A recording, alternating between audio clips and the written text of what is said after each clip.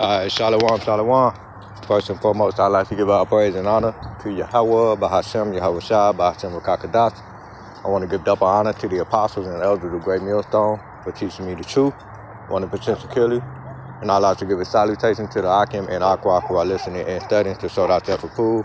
This is your brother Bayon from the South Oklahoma, Hebrew Israelite Camp, coming back to you with another quick lesson.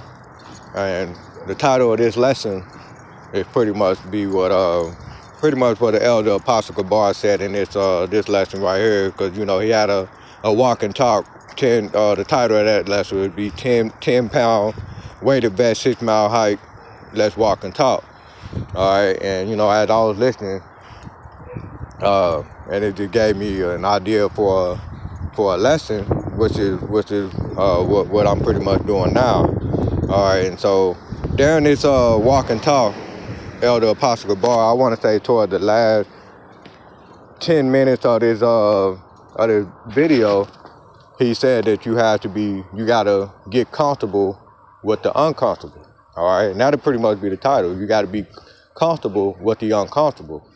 And you know, I was just thinking about what he said, and I come to realize that I have a lot of experience with being, comfortable with uncomfortable. All right, and you know, I can go on and on with all kinds of testimonies of things that I had to do that was uncomfortable, and I found a way to be comfortable with it, right? And so when it boils down to it, it made me read Hebrews the 12th chapter, okay? And that's what we'll pretty much be reading in this lesson, right? Because the Hebrews the 12th chapter pretty much break down how Yahweh Shai, who in the world you call Jesus Christ, he had to bear that cross. Okay, matter of fact, we go ahead and start with the first two verses. Okay, so it's Hebrews 12:1. It said, "Wherefore, seeing we also are compassed about with so great cloud of witnesses, let us lay aside every weight and the sins which do us so easily beset us, and let us run with patience the race that is set before us." Right. So the race that is set before us is going to be uncomfortable, and so we got to, prepare our soul. As the scripture says, if you come serve the Lord, prepare your soul for temptation. And that means being comfortable with things that's going to be uncomfortable, right? Let me pull that back up. Okay, so doing things that's uncomfortable, like, I remember, growing up with my, and this is why you got to call Allah Yahweh Yahweh Shai, because he's setting you, everybody have their own personal journey. And be honest with you, when I was thinking about what Elder Apostle God said, being comfortable with the uncomfortable, I really believe that that's the true believers have great amounts of experience by, being uncomfortable with things that they have. They have a great experience of where they had to deal with things that were very uncomfortable, okay? And they found a way to make it comfortable. That is the true mindset of the hopeful elect, okay? And so, and that's why I call Allah Yahweh Shai again, because he put me in a position where I had parents that made me have to, prepare me and got me doing things that were uncomfortable. Like when I was growing up in elementary school, I had to walk home, and I grew up in a generation where a lot of people in my generation, they were pampered by their parents. They got to get dropped off, all of that kind of stuff, right? And I had to walk home, and rain, sleet, snow, it didn't matter, And it wasn't like my parents didn't have cars. They just made me walk home, me and my brothers, all right? And so that was pretty much an uncomfortable experience, all right? And of course, we wasn't the only kid, and it wasn't just the fact that the walk home was just an uncomfortable experience, but I was walking home with kids that were pretty much today we'll call them 2/3, okay? Those type of kids. So that was the uncomfortable thing. So we had to learn how to squabble. we had to fight our way home almost every day. Those are things that been uncomfortable, but we got used to it when you kind of kind of gauge, you know, how you had to avoid certain things, and you know that was uncomfortable, but we got comfortable with it. You know, you got used to it. All right, and that's just from the beginning. You know, I'm 5, 6 years old. You know, fighting in my front yard and all of those things, right? So those are the being uncomfortable. That's like bearing that cross, all right? You know, in verse 2, Hebrews 12:2, because it said, looking unto Yahweh Shai, the author and finisher of our faith, who for the joy that was set before him endured the cross, despising the shame, and is set down at the right hand of the throne of Yahweh Bashim Yahweh Shai. Okay? And that's pretty much that promise that we're going to receive once we endure and finish that, you know, that cross, okay? That temptation that's going to come upon us. You know, that uncomfortable journey, all right, that we have to endure and get comfortable with, all right? And so that, you know, that's the things that come to mind when, you know, Elder Apostle Gabar, you know, we mentioned that in the lesson, and I was like, man, I realized I got a great amount of experience behind that, and the experience that I'm talking about, it's on a small level. It ain't nothing compared to what we about to experience in the future. Okay, you know, this is a small level. Like a time when I had to when I twisted my ankle. You know, I grew up playing basketball. You know, I ran track first year in college, but I ran track senior year and freshman year in college or whatever. But the uncomfortable thing when you twist your ankle, your coach will have you put your foot in that bucket full of ice. And when you ain't never did it, that's uncomfortable. Like, that's like, man, you take your foot right out, but you have to develop a mindset to endure that. All right, that's on a small scale, but just the mindset that you have to get comfortable with putting your foot in the ice bucket. You know, whenever you sprain your ankle, when you got, you know, sore muscles, and then eventually you got into the point where, you know, when I got in college, I was able to take an ice bath, right? I was comfortable with that, okay? And that comes with that process of enduring, all right? All right, and so on a spiritual level, on a prophecy level, we got to endure all of those things, that uncomfortable thing. We got to learn how to get comfortable with it, you know? You know, there's certain things that I just recently, I actually did videos about a couple of months back about this, where both of my cars, you know, was out of commission. I couldn't drive them. And so that was an uncomfortable feeling. And plus I still had to get to work. I still had to pay the bills, right? And so, y'all about me outside, he put that spirit on me like, hey, I got my bike. So I look up some things on Google. I figure out, like, okay, it's a 30-minute ride from where I stay at to get to work. Okay, so I just timed it out, and I was still able to get to work on time. All right, and then now, even to this day, because I just recently got my car fixed, you know, about 2 weeks ago. Right, one of my cars. I'm still in the process of getting another one, my other car fixed, but I was just thinking this morning, like, man, I should have rode my bike to work. Like, I got comfortable with it to the point where I enjoy it, and it just brought back a childhood experience anyway, because I used to love riding my bikes anyway, but it was just, the uncomfort was, you know, basically riding, you know what I'm saying, riding, figuring out how to gauge through all of that, you know, dangerous traffic and stuff like that. That was very uncomfortable, okay? You know, being on the alert. So I even got to the point where I know the back roads where it's less traffic and I can still get to work on time, okay? So I got comfortable with that, all right? And so ultimately what it boils down to, man, when Elder Apostle Gabar mentioned that, he said, you know, being comfortable with the uncomfortable, that boils down to enduring the chastisement from Yahweh Bashim Yahweh Shai, man. You know, that's what it boils down to. Because when you continue on to read at Hebrews 12:3, it said, for consider him that endures such contraction of sinners against himself, lest ye be weary and faint in your mind. All right. And then it says, and ye have not resisted unto blood, striving against sin, and ye have forgotten the exhortation which speaketh unto you as unto children. My son, despise not the chastening of the Lord, Yahweh Yahushua, nor faint when thou art rebuked of him. Okay? And that's pretty much an uncomfortable feeling when you get chastised. Okay? But you got to get comfortable with it. Why? Because it's only going to make you better. It's going to, Yahweh Yahushua is shaping and molding you into his righteousness. Okay? You know, because we once fell from the grace. You know, we sinned against Yahweh Yahushua. So we got to endure. You know, as a matter of fact, I got to read that again because, you know, I just did a lesson, you know, reading that Micah 7 and 9. Okay?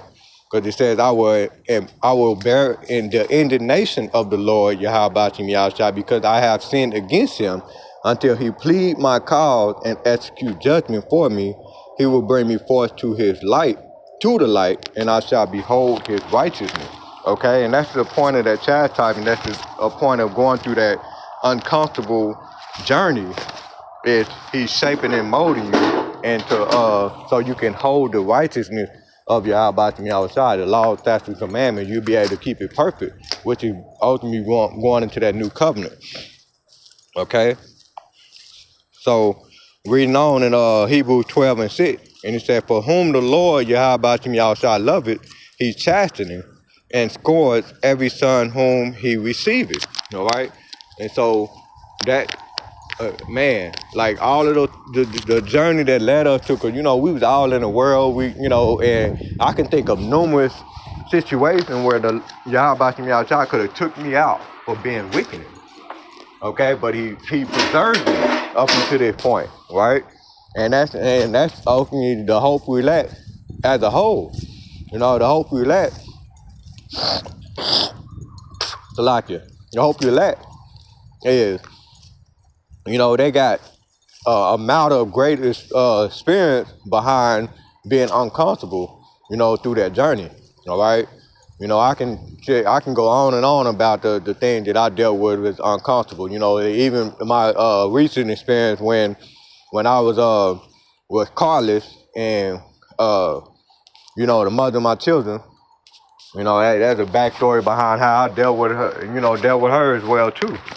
All right, and I believe I did a lesson on. Yeah, I did do a lesson on it. I mentioned it in one of my lessons previously. How when you're going through, you know, your trials and tribulations, you're going through your uncomfortable journey, okay, you're gonna see people gonna show their true colors, and pretty much, mother of my children, she showed me that she is not the one for me, okay. She basically, man, if I could do it all over again, man, I wish I would have known this truth way before I met her, man, you know, cause it's boy,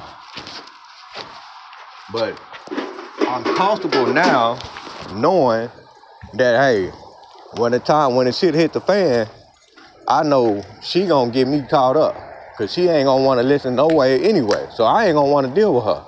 You know, I'm gonna leave her ass behind. You know, and that's just how it is. But I'm comfortable knowing that, okay?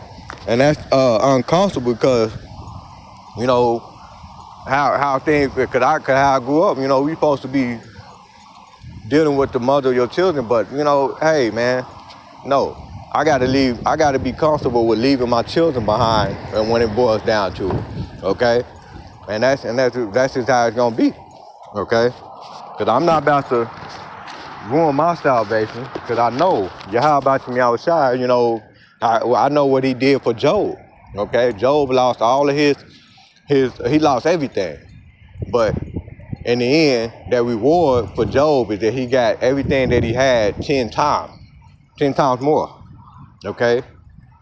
But he went through that uncomfortable journey, and he got comfortable with it. His wife told him to curse the Most High and die, okay? So that what we must, you know, we got to get comfortable with that, man. So, you know, verse 6 again from the top, he said, for whom the Lord loveth, he chasteneth and scourgeth every son whom he receiveth. Verse 7, if ye endure chastening, Yahweh Shai dealeth with you as with son, but what son is he whom the Father chasteneth not, right? And so that's why we got to give all honor and glory to Yahweh Shai, man, because he's found a way to shape and mold you into this truth, all right? He found a way to get, to a point where you know the name, you know that name. I got a backstory about that. When I first found out that the name Jesus was not the not the true name, I remember because I was in college. I was like a freshman in college, and I was doing some homework assignment, and I had to do some research, and somehow, some kind of way, I got into finding out, how old the alphabet was. And my name actually starts with the letter J, so I looked up what the letter, how old the letter J was, and then that's what sparked my journey into knowing, like, man, I know there's a true power, but I know that his name is not Jesus, and that led me to, fast forward today, my aunt Tayatawala sent me some videos. And we actually did a little Bible study one time too, right? And so that's how I got into knowing the name, all right? But that was like 10 years later.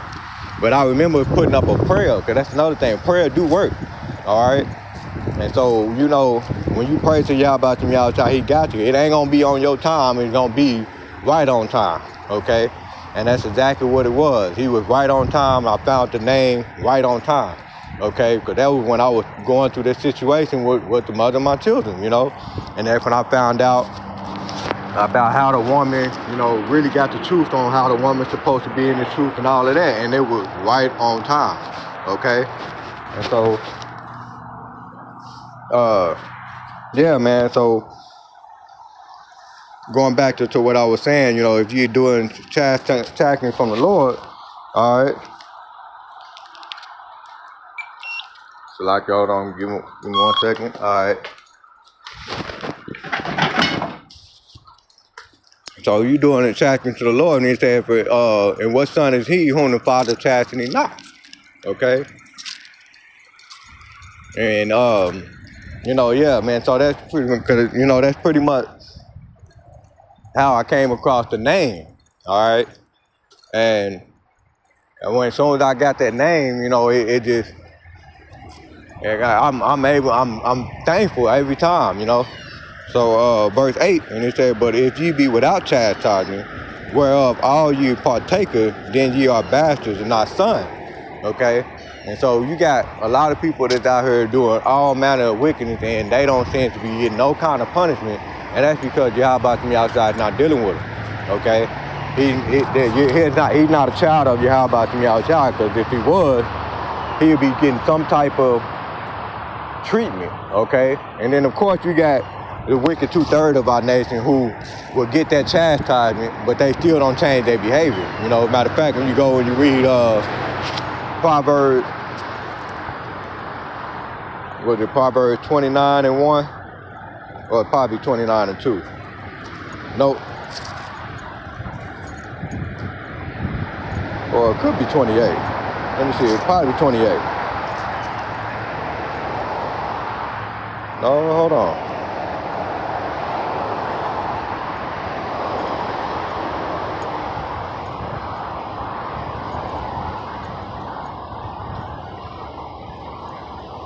What the heck? I'm trying to remember that precept, man. It's a lot. Let me look it up for a look real quick.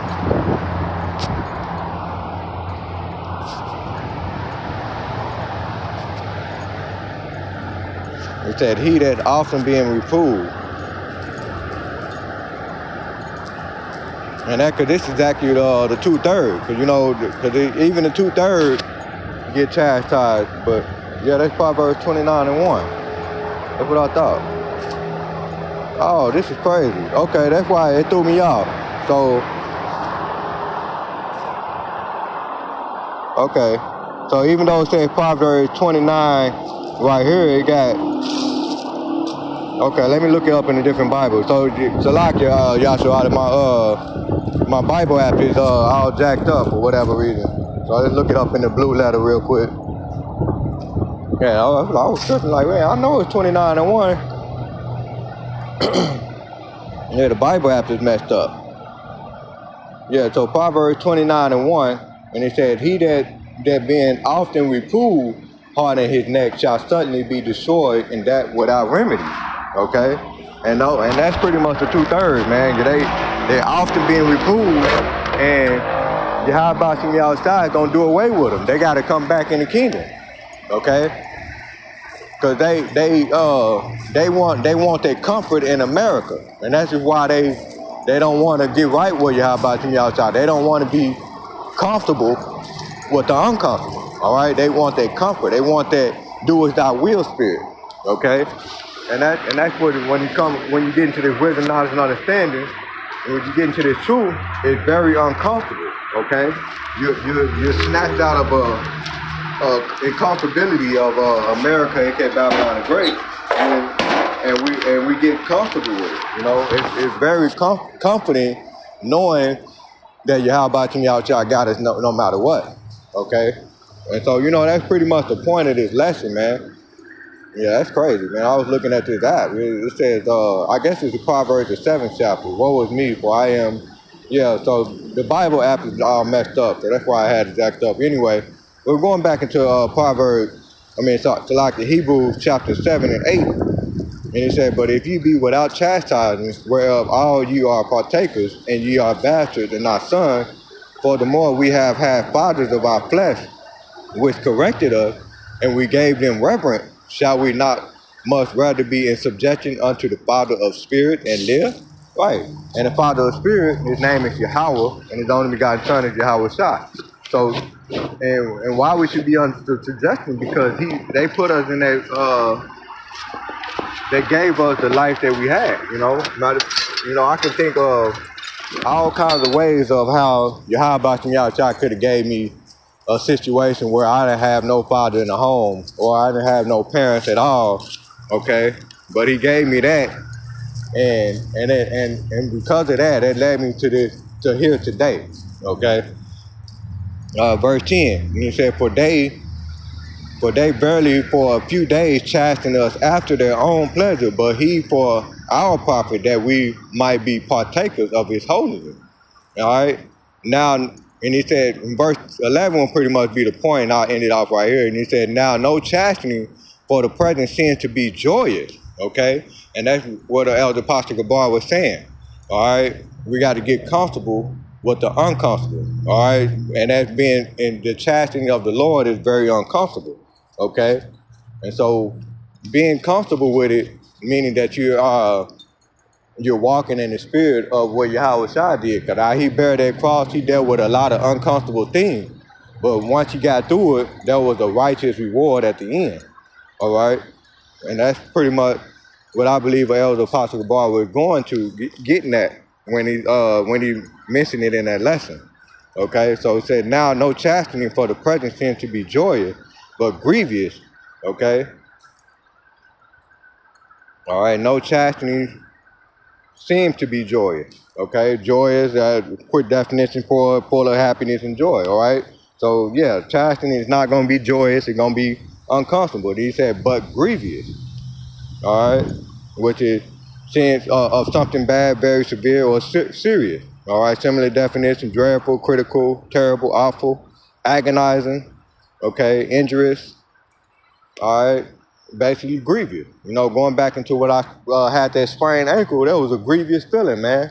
And then on top of that, I had to put my feet in that ice bucket. That was uncomfortable. Okay, it's just like that scenario, but it's just on a larger scale when Yahweh Shai scorns his son. And his sons are the Hebrew Israelites. All right. So reading again from the top, and he said, now no chastening for the present seems to be joyous, but grievous nevertheless. Afterward, it yielded the peaceful fruit of righteousness unto them which are exercised thereby. Okay?